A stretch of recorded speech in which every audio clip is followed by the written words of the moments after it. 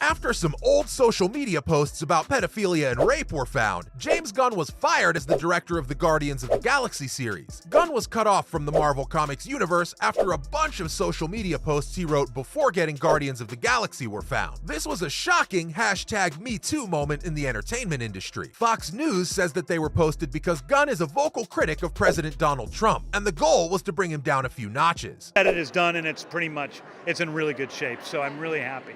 I'm setting the record straight. He's not, Star Fox doesn't pop up.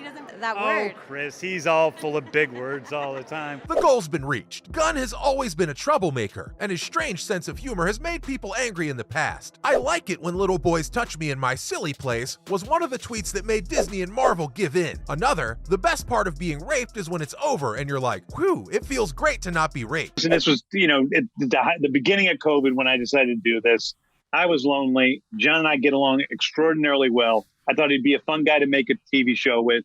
I trust him with my life. He's a truly good individual with a lot of integrity. Others made jokes about the 9/11 terrorist attack, AIDS, and the Holocaust. Another person said that he was extremely happy when he saw a monkey masturbating on a young child. He was not hard to convince. I directed Kevin in a movie called Super, and we've remained in touch since then. He's really, literally one of the greatest guys. The fact that these letters were mostly about fetishizing underage boys made them not funny and very disturbing. That made him a quick sitting duck for his comments on social media that were made after the fact. Disney acted quickly and decisively. The offensive attitudes and statements found on James's Twitter feed are incompatible with our studio's values, and we have ended our business relationship with him, said Alan Horn. And we're here. That's one of the reasons we had the premiere here at Disneyland. Into this Tomorrowland World premiere right there. Yeah. So it's pretty exciting. We're happy about it. Chairman of Walt Disney Studios, in a statement just released, Disney and Marvel never said Gunn would be in charge of the third Guardians of the Galaxy movie, but Gunn made it clear on social media that he would be. And after Guardians of the Galaxy 2 made $863 million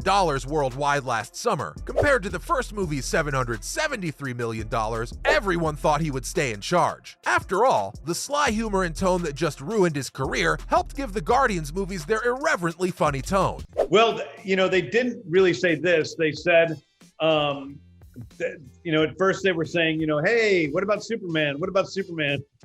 And I was like, I don't know. Since Harvey Weinstein's downfall, Hollywood's become more sensitive. This has led to headlines like Scarlett Johansson dropping out of playing a transgender character in the $30 million new Regency film Rub and Tug, and Paramount TV chief Amy Powell being fired for allegedly making racist comments. Only the last 9 days were like this. Hollywood might not be used to being called out for old social media posts, but it happens all the time in sports. Most recently, Milwaukee Brewers star pitcher Josh Hader had to apologize for homophobic and racist posts he made in high school in 2012. The first sign that this could be bad was when Roseanne sent a racist tweet to Valerie Jarrett, which led to her being kicked off the revival of the show that bore her name. ABC called and asked me to explain my egregious and unforgivable tweet. I told them I thought Valerie Jarrett was white. She's been saying sorry and giving reason, but that sitcom was the bright spot on ABC's schedule, and the Disney-owned network had to make the hard decision to drop her, just like it did with Gunn. The network has put together a spin-off with the rest of the cast, creatives, and crew. It's called The Conners, but it's not clear if people will like it without the show's most popular comedian. Other events include the time when Charlie Sheen and Angus T. Jones, two members of the cast of the long-running hit TV show 2.5 Men, were both fired because of crazy things they said on social media. This opens up a new can of worms, and it's possible that this will make people in Hollywood try to strike old deals. What studio's looking to hire a director or cast for a major franchise or family-friendly film that won't first look at old social media posts? This time bomb was out in the open, and Disney had to know about it because he posted often back then. It shows again that social media is a good place to wish people a happy birthday and sell things, but putting out personal opinions that stick like napalm could be a career-ending move. Gunn's letters in particular went too far and have no place in a family-friendly setting, which is at the heart of what Disney stands for. He didn't just start having these thoughts after Guardians of the Galaxy changed his career in a big way. They asked, could you make this PG-13? And I said no. And I said, you can make it and take it with somebody else and they can direct it. You can do it PG-13, but if I'm going to direct it, I want it to be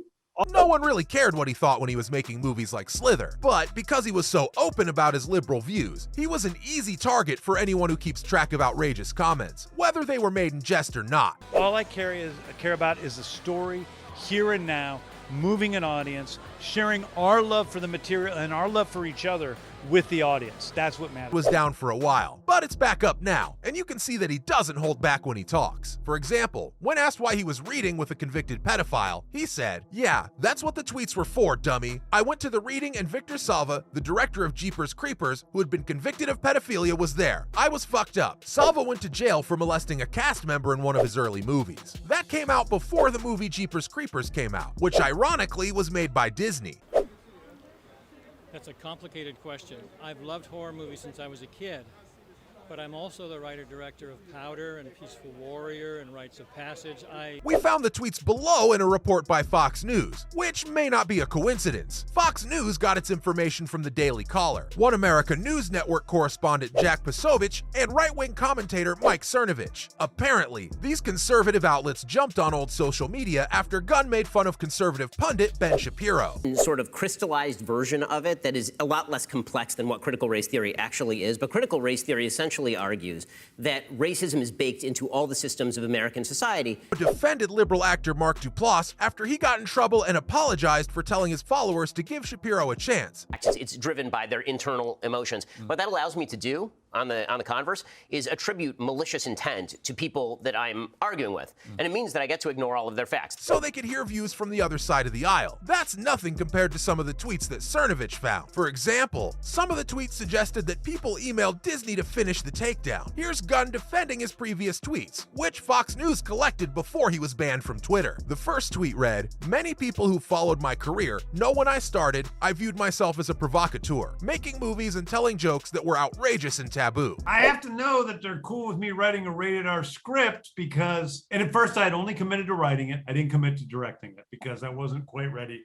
to make such a long-term commitment. I said publicly many times, as I've developed as a person, so is my work and my humor." The second read, "It's not to say I'm better, but I am very, very different than I was a few years ago. Today, I try to root my work in love and connection and less in anger. My days saying something just because it's shocking and trying to get a reaction are over." He then went on to say, "For the record, when I made these shocking jokes, I wasn't living them out. I know this is a weird statement to make and seems obvious, but still, here I am saying it." The last tweet was, "Anyway, that's the completely honest truth. I used to make a lot of offensive jokes. I don't anymore. I don't blame my past self for this, but I like myself more, and I feel like a more full human being and creator today. Love you to you all." This clearly shows how a simple tweet can really mess things up for you in the long run. In the end, James Gunn ended up getting a lucrative job in the DC universe, but this can't erase the mistakes of his past. His tweets will most likely haunt him to his grave. What's your take on James's controversial tweets? Let us know in the comment section below. Unfortunately, that's all the time we had for today. Thanks for sticking with us.